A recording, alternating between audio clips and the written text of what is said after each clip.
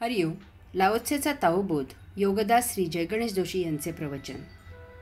युद्ध जयातील विकृत सौंदर्य.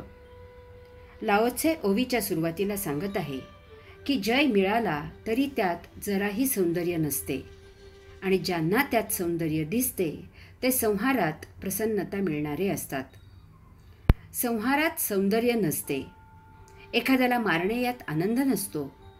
ज्यांना त्यात प्रसन्नता मिळते ती प्रसन्नता विकृत असते. नेहमी सृजनात, निर्मितीत आनंद असतो, समाधान असते, प्रसन्नता असते, सौंदर्य असते.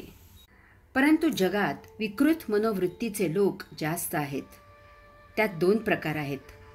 एक आहेत ते प्रत्यक्ष हिंसा करतात, त्यात सौख्य मानतात, विकृत आनंद मानतात.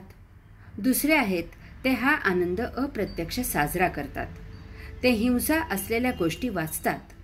युद्धस्य कथा रम्या असे म्हटलेलेच आहे. चोऱ्या, डाके, खून यांची रसभरीत वर्णने वाचताना यांना सौख्य मिळते. नाटक, सिनेमातील भडक दृश्ये पाहून यांना गुदगुल्या होतात.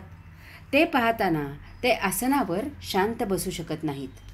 देहबोलीने ते त्यात सहभागी होत असतात, कारण ती त्यांची सुप्त इच्छा असते. असा आनंद मानावा लागतो. तो सहजच होत नसतो, कारण मानव मूलतः असा नाही. परंतु आपल्याला जे प्रत्यक्ष करता येत नाही ते लेखनात वाचून किंवा रंगमंचावर, पडद्यावर पाहून, ऐकून त्यांच्या सुप्त इच्छांच्या तृप्तीची ते ढेकर देतात. कोंबड्यांची, रेड्यांची, माणसांची झुंज पाहायला पहा कशी गर्दी होते. आपल्यातील हिंसा ते अशी इतरांकडून अप्रत्यक्ष शमवितात. यात आनंद मानावा लागतो, कारण यामधून नैसर्गिक आनंद निर्माण होणे शक्य नसते. यात काहीही कमावलेले नसते, काहीही निर्माण केलेले नसते. यात सृजन नसते, तर यात गमावलेले असते, नाश केलेला असतो, भंजन केलेले असते. यामधून नैसर्गिक आनंद निर्माण होणे शक्य नसते. तो मन मारून विकृत मनोवृत्तीतून मानावा लागतो. अशी माणसे यासाठी मन मारण्यासाठी व्यसनी होतात. त्यामधून आणखी प्रमादांची मालिका सुरू होते आणि ती आयुष्याच्या अंतापर्यंत सुरूच राहते. प्रेतांच्या ढिगाऱ्यावर बसून युद्धाचा जल्लोष साजरा करायला विकृतच असावे लागते. असे केवळ राक्षस आणि सैतानच करू शकतात. एरवी हे शक्य नाही. हे बेहोशीतच शक्य आहे. हे असभ्याचेच काम आहे, कारण विध्वंस करणारा निर्माण करू शकत नाही. निर्माणाची ताकद काही निराळेच आगळे वेगळे तेज धारण करते. झाडाची फांदी तोडणे सोपे आहे, परंतु फांदी निर्माण करणे, जोडणे हे कठीण आहे. ज्याला निर्माण करता येत नाही, जोडता येत नाही, त्याला तोडण्याचा अधिकार नाही. किंवा जो निर्माण करू शकत नाही, जो जोडू शकत नाही, तोच तोडू शकतो. कारण स्वतः निर्माण न केल्यामुळे तोडताना त्याला यातना होत नाहीत. पैसे मिळवणारा ते उधळू शकत नाही, कारण त्याला पैसे मिळवण्यातील कष्ट स्वानुभवातून माहीत असतात. त्याला त्याची कदर असते. आयती बापजाद्यांची संपत्ती मिळालेलेच ते उधळू शकतात. घामाचा आणि कष्टाचा पैसा कोणी उधळू शकत नाही. युद्ध पिपासू सदा अयशस्वी. लाओत्से सांगतो की ज्यांना संहारात प्रसन्नता मिळते त्यांना जगावर अधिपत्य गाजवण्याच्या त्यांच्या महत्त्वाकांक्षेत कधीही यश मिळणार नाही. अशांचे यश हे इतरांचा विध्वंस करून मिळालेले असते. ज्यांचा विध्वंस झालेला असतो त्यांचा तळतळाट या यशाच्या मागे असतो. ज्यांचा विध्वंस झालेला असतो ते याचा सूड घेण्यासाठी नेहमीच उत्सुक असतात. कोणी याचा वचपा भरून काढत असेल तर निदान अशा सूडाला ते प्रोत्साहन तरी नक्कीच देतात. ज्यांनी विध्वंस केलेला असतो ते स्वतःला नेहमीच असुरक्षित मानत असतात. असे लोक स्वतःबरोबर रक्षक घेऊन हिंडत असतात. ते मोकळेपणाने जीवन जगू शकत नाहीत. जीवनाचा नैसर्गिक आनंद घेऊ शकत नाहीत. त्यांनाही मनात केलेले क्रौर्य जाचत असते. केलेल्या हत्या डोळ्यासमोर नाचत असतात. अबलांचे आणि लहान बालकांचे चित्कार कानात घुमत असतात.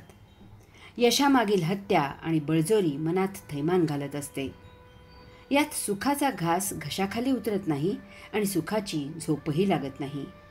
अशांचे एकूणच स्वास्थ्य हरवते. जीवनात एक प्रकारची बेचैनी येते. मानसिक वैफल्य येते. उदास वृत्ती तयार होते.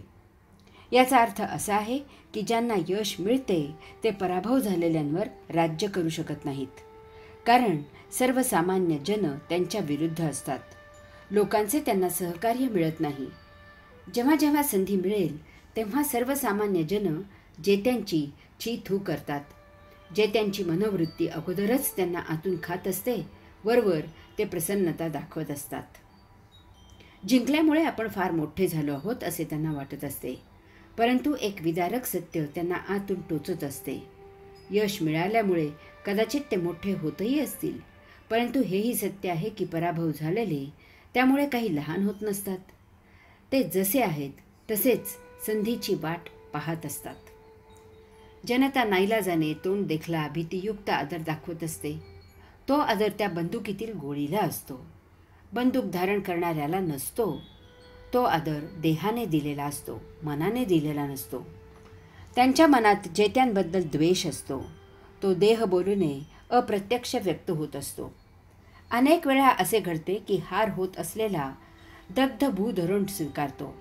स्वकीयांना नाही तर परकीयांनाही नाही अशा विचाराने तो स्वतःच्या प्रदेशाचा आणि मालमत्तेचा विध्वंस करत जातो. प्रसंगी स्वतःचे हाल करून घेतो, परंतु परकीयांना ते मिळू देत नाही. लहान लहान मुले निरागसपणे बाभाडे काढत असतात. ते निमूटपणे ऐकावे लागतात. जनतेकडून दुर्लक्ष आणि उपेक्षा करून उपमर्द केला जातो. अशा वातावरणात जेते सत्ता गाजवू शकत नाहीत. त्या यशाची मजा ते घेऊ शकत नाहीत. त्यांच्या जिंकण्याचे उदात्तीकरण ते करू शकत नाहीत. हरि ओम.